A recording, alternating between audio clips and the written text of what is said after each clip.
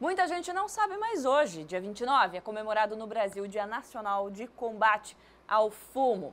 Essa data foi criada em 1986 com o objetivo de conscientizar e mobilizar a população sobre os riscos e doenças causados pelo cigarro. Se antigamente era moda, era bonito, as propagandas tinham sempre alguém com cigarrinho. Hoje, gente, isso está totalmente fora de moda, é péssimo. E se você fuma ou conhece alguém que fuma, sempre conhece, né? Tá tentando largar? Então fica ligado aqui com a gente, porque eu vou conversar com o médico pneumologista, Dr. Mauro Sérgio Kreibich, para tirar todas as nossas dúvidas a respeito dos riscos desse péssimo hábito e se dá para parar sem sofrer. Dr. Mauro, bem-vindo. Muito obrigado. Doutor, vou começar já com uma mensagem do nosso telespectador, que eu já vou dar os parabéns, tá? Ó, o Natalício Silveira aqui. Fumei muito na minha vida, deixei faz 7 anos. Natalício, palmas pra você, meu querido, porque eu sei que não é fácil, mas você foi lá e enfrentou. Sabe o que eu não entendo, doutor? Quem para e volta. Aí já não dá pra considerar... Desculpa, não vou opinar, mas não dá, né? Na verdade, o indivíduo, quando ele volta a fumar, é por um momento de bobeira, como eles dizem. Se a gente for refletir e se o profissional que o acompanhou der a orientação adequada, dizer que ele não pode dar a próxima tragada ou a primeira tragada, que é similar ao alcoolista, que não pode dar a primeira bebida, ele vai conseguir se manter em abstenção. A provável vontade, ou às vezes o condicionamento, são coisas mais ou menos similares, leva no máximo no fumante 3 minutos. Se ele substituir essa vontade por alguma outra coisa que lhe dá prazer, quer seja uma alimentação saudável, quer seja se distrair com alguma coisa, quer seja namorar, fazer atividade física, que são atividades que liberam as mesmas substâncias que a nicotina libera no organismo, o cérebro vai se recondicionar. Então, e ele certamente vai voltar. 3 minutos. Deu à vontade, 3 minutos, se ele vencer esses 3 minutos, ele para de fumar? Não, ele vai ultrapassar a necessidade que o cérebro está comandando, para aquele indivíduo que é um fumante usual. Na próxima vez, ele deve repetir esta medida. E ele vai ver que no final do dia, ao invés dos 20 cigarros, que é o corriqueiro, ele fumou 10, ele fumou 5. Ele vai perceber que é possível.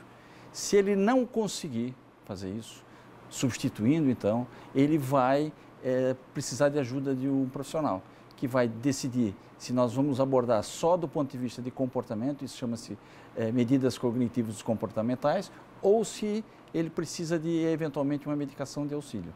E isso é absolutamente possível conseguir êxito. Entendi. Doutor, tem um monte de pergunta aqui para eu te fazer, mas a primeira coisa que eu quero saber, dá para parar de fumar sem sofrer? Eu acho que sem sofrer é complicado porque é uma necessidade tanto comportamental quanto física ou química do organismo de quem fuma. Mas dá para passar por esse processo de realmente largar o cigarro de vez sem tanto sofrimento assim que a pessoa acha que vai morrer e precisa fumar? O conceito de sofrimento é muito subjetivo, né? Todavia, é importante colocar que vai existir algum sentimento de frustração, de desconforto, proporcional a cada indivíduo. Mas é facilmente superável desde que ele se conscientize ou solicite alguém que lhe dê orientação para poder minimizar esses efeitos. Então, o que nós falamos há pouco, substituir por algumas atividades e perceber aquilo que aquelas que são as suas grandes dificuldades. Por exemplo, se ele tirar o cigarro dos locais habituais, ele vai fugir do que nós chamamos de condicionamento. É aquele indivíduo que comportamento, né? Exatamente, é aquele indivíduo que entra no carro e vai automaticamente pegar o cigarro que está no porta-luva. Se ele não tiver o cigarro, ele vai se distrair, vai entrar no carro e vai esquecer por aquele momento. E assim sucessivamente. O cigarro do lado do café, da garrafa de chá ou de café. E assim sucessivamente. Se ao invés dele, após a alimentação, que é muito correlacionado, ele, ao invés dele tomar o cafezinho e fumar, ele tomar o cafezinho e comer alguma outra coisa que lhe dê prazer, saudável, uma sobremesa. Não vai substituir óbvio, por um doce. Óbvio, você vai... né? Então isso tudo vai permitir que ele se recondicione. Se ele tiver dificuldade, insisto, ele deve pedir a orientação de alguém que possa lhe dar uma metodologia que certamente vai diminuir o pseudo-sofrimento.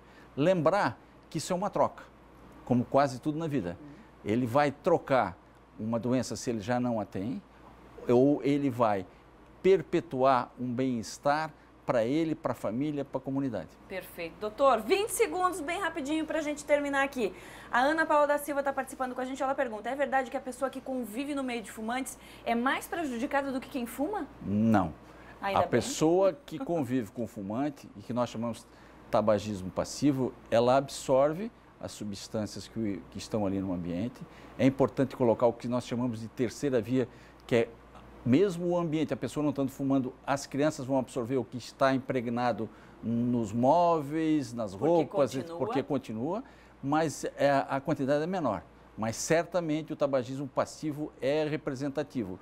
Das 6 a 7 milhões de pessoas que morrem do cigarro no mundo por ano, 15%, ou seja, mais ou menos 1 milhão de pessoas são tabagistas passivos. Ou seja, mesmo quem não fuma tem que fazer a campanha para o outro parar de fumar, senão a gente também pode sofrer desse mal. Deve estender a mão e ajudá-lo. Muito bem, é isso aí, ajudar. Doutor, obrigada por estar aqui com a gente nesse dia e vamos conscientizar o pessoal que fumar é fedido e faz mal, não é? Até uma próxima, doutor. Obrigada. Obrigado.